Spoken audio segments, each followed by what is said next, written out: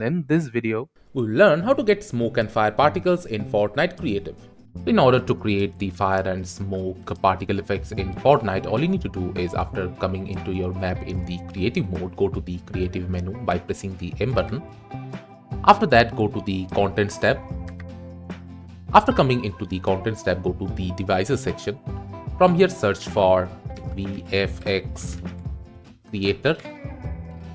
Then left click on it, click on place now.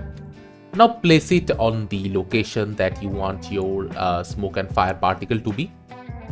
After placing, left click on it to customize the options. In here, come to the all option settings, and from here you need to change a few settings. So firstly, enable during game phase will be all.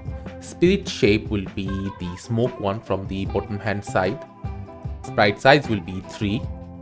Sprite duration will be 5. The main color will be orange. And under the use secondary color option, you need to set it to yes.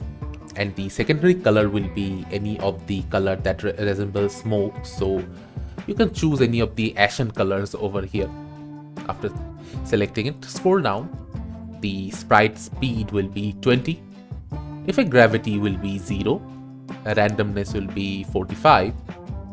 Keep size will be no, and size over time will be 200%. Or you can even make it more than 200 to make it even bigger fire.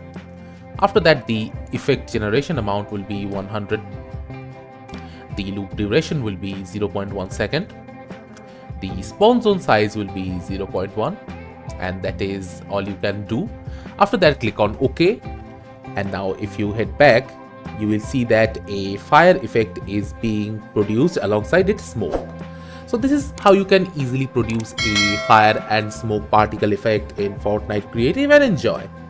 Thank you for watching. Subscribe to our Topical Talks channel for more videos.